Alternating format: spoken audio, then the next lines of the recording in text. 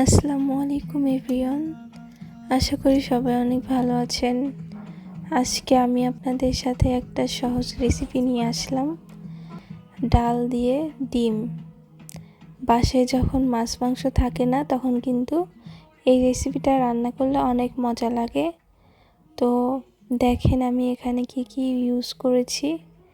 Tomato, তারপর আপনার পেঁয়াজ, মরিচ, আদা বাটা, রসুন বাটা, জিরা বাটা, সেই সাথে লবণ, হলুদ, তেল, গুঁড়ামরিচ, এগুলো সব দিয়ে মাখিয়ে নিতে হবে। আর কি দিয়েছি অবশ্যই দেখেছেন, ডাল এবং আলু, সাথে 2টি টমেটো দিয়েছিলাম।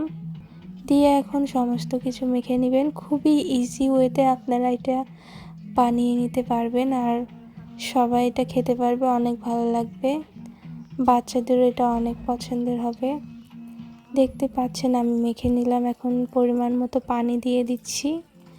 আপনারা একটু ঝোল যদি বেশি রাখতে চান একটু বেশি বাড়িয়ে দিতে পারেন। সেই সাথে ডিমগুলোকে ফেটে নিচ্ছি। আর কয়েকটি কোয়েল পাখির ডিম ছিল, সেগুলো সিদ্ধ করে নিয়েছি। এরপর আমি ডিমগুলোকে সুন্দর করে ভেজে নিচ্ছি। ভেজে আপনারা পিস পিস করে কেটে নেবেন আপনাদের ইচ্ছা মতো। এখন আমি সুন্দর করে উল্টে পাল্টিয়ে ভেজে নিলাম হালকা হালকা আছে। একটা সুন্দর স্মেল আসছে ডিম ভাজার, এই স্মেলটা আমার অনেক ভালো লাগে। তো আমি ছোট ছোট করে এগুলোকে কেটে নিচ্ছি ডিমগুলোকে। আমি এখানে 2টা ডিম ব্যবহার করেছি। তো আমি দেখুন এখন ডিমগুলোকে দিয়ে দিব। বলক আসছিল, তো আমি এখন ডিমগুলোকে এই তরকারিতে দিয়ে দিব। তো অনেক ইজি, খেতেও অনেক মজা। আপনারা একবার হলেও কিন্তু ট্রাই করবেন। তো ডিমগুলোকে আমি সুন্দরভাবে দিয়ে দিচ্ছি এটার ভিতর। সুন্দর একটা স্মেল আসছে ডালের, ডিমের। বাসায় এরকম যখন কিছু থাকে না তখন কিন্তু খুব ইজিতে আপনারা এটা বানিয়ে নিতে পারবেন। রেসিপিটা অবশ্যই একবার হলেও ট্রাই করে দেখবেন কেমন আপনাদের লাগে।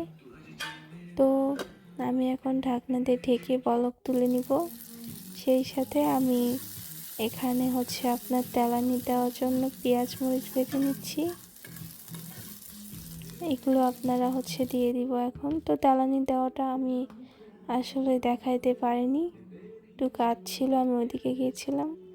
তো তেলানি দেওয়ার পর 2-3টি বলক তুলে নিয়ে আপনারা তরকারিটি পরিবেশন করে নেবেন। হয়ে গেল আমাদের ডাল ডিমের আলু দিয়ে এই রেসিপিটা। অনেক মজা খেতে, আমি নিজেও খেয়ে দেখেছি, অনেক ভালো লাগে। অবশ্য আপনারাও খেয়ে দেখবেন। একটু ধনেপাতা দিয়ে দিলাম উপর দিয়ে সুন্দর করে।